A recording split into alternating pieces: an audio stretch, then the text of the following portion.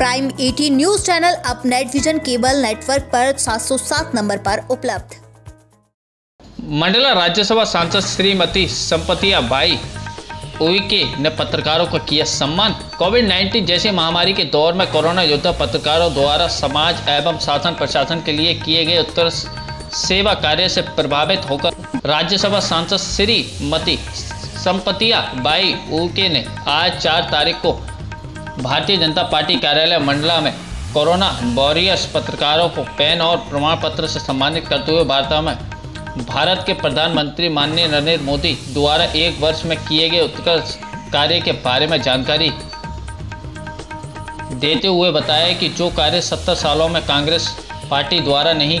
हो पाए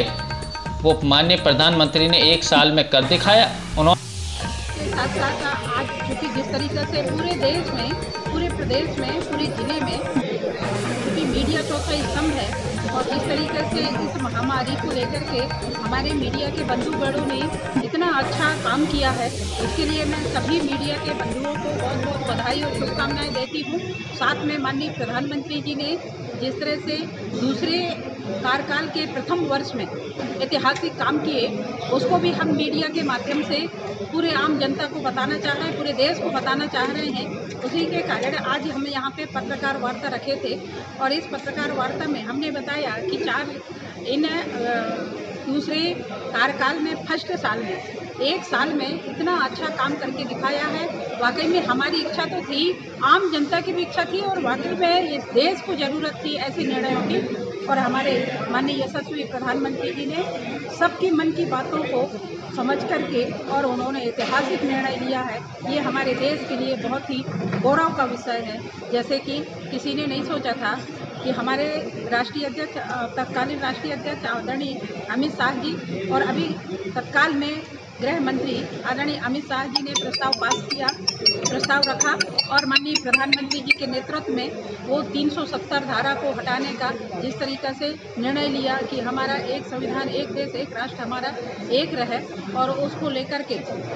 आज 370 हटाने का जिस तरीक़े से निर्णय हुआ है वो ऐतिहासिक निर्णय है और ये काम सिर्फ कोई कर सकता है तो माननीय प्रधानमंत्री आदरणीय नरेंद्र मोदी जी ही करके दिखाया। उसके साथ साथ जिस तरह से आपने देखा होगा कि अयोध्या के राम मंदिर का प्रभु श्री राम की जो स्थान मंदिर बननी थी अयोध्या में, वो बहुत सालों से पेंडिंग थी। सब लोगों की इच्छा थी कि वहाँ पे वर्षों से इतनी पेंडिंग थी। पहले के भी लोगों ने खूब वादा किया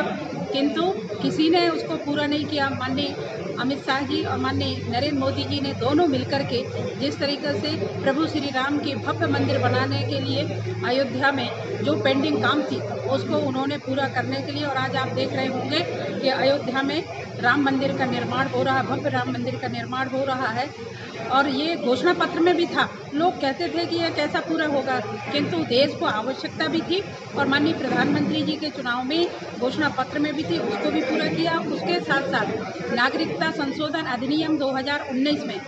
आज आप सब लोगों को बताना चाहूँगी कि हमारे यहाँ के लोग वहाँ शरणार्थी के रूप में रहते थे, चाहे वो पाकिस्तान हो, बांग्लादेश हो, अफगानिस्तान हो, वहाँ पे किस तरीके से उनके साथ व्यवहार किया जाता था उसको लेकर के भी तत्कालीन प्रधानमंत्री जी थे, उन्होंने भी प्रस्ताव पास किया किंतु अमली जामा नहीं पहनाए और माननीय प्रधानमंत्री जी की दृढ़ इच्छा के कारण आज उसमें भी निर्णय हुआ और वो भी प्रस्ताव पास हुआ जिसके चलते आज लाखों शरणार्थी आज उनके चेहरों में मुस्कान है। उनको न्याय देने का काम माननीय प्रधानमंत्री जी ने किया है। उसके साथ साथ जिस तरीके से हमारी बहनों को न्याय देने के लिए जो ऐसे घुट के जीती थी मरती थी, ऐसी बहनत्री जी ने 3 तलाक का बिल पास किया और 3 तलाक का बिल आने के कारण उन ऐसे लाखों महिलाओं को न्याय मिला जिसके कारण से आज हमारी महिलाओं को अधिकार मिले। महिलाओं को अधिकार के साथ साथ उनको समाज में जीने का बराबर सम्मान और अधिकार मिला है। उसके साथ साथ आज आप देख रहे होंगे कि कोरोना महामारी में पूरे विश्व को हिला करके रख दिया। आज अमेरिका जैसे देशों को देखिए आप, जहाँ पे इतनी सक्षम देश है, इसके बाद भी आज अमेरिका की क्या स्थिति है, चीन की क्या स्थिति है, पाकिस्तान की क्या स्थिति है। ऐसे 200 देशों में आज ये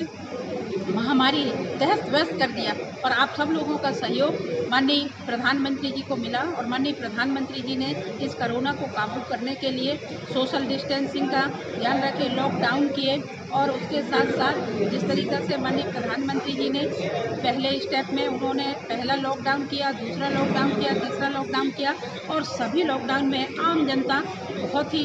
बढ़ चढ़ करके सहयोग किए, जिसके कारण सभी चरण सफल हुए और आज हम चौथे चरण पे चल रहे हैं और ये चौथा चरण भी सफल हो रहा है। मैं तो मंडला में बैठी हूँ, इसलिए मंडला की बात कर रही हूँ। मैं पूरे मंडला वासियों को बहुत बहुत दिल की गहराई से मैं बधाई देती हूँ, शुभकामनाएं देती हूँ कि सब लोगों ने जो शासन प्रशासन की गाइडलाइन थी, जो नियम थी, उस पर सब लोगों ने पालन किया और आप सब लोगों का उसमें सहयोग रहा, जिसके चलते मंडला ग्रीन जोन में रहा और कुछ ऐसे केस हैं पॉजिटिव पाए गए तो बहुत नाम मात्र के, वो भी बाहर से जो आए थे, चाहे वो राजस्थान से हो, चाहे वो सूरत से, गुजरात से हो या मुंबई से हो या इंदौर से हो, ऐसे कुछ पॉजिटिव केस 2-4 मिले, वो भी आज ठीक होने की स्थिति में है। माँ नर्मदा मैया की कृपा और यहाँ के लोगों की अवेयरनेस की कारण आज हमारा मंडला बहुत अच्छा है और ग्रीन जोन में है। आज इसी के कारण हमने आज प्रेस वार्ता रखे थे। बहुत बहुत बधाई और शुभकामनाएं। देश और दुनिया की तमाम छोटी बड़ी खबरों से अपडेट रहने के लिए हमारा चैनल सब्सक्राइब करें और नोटिफिकेशन के लिए बेल आइकन दबाना न भूलें।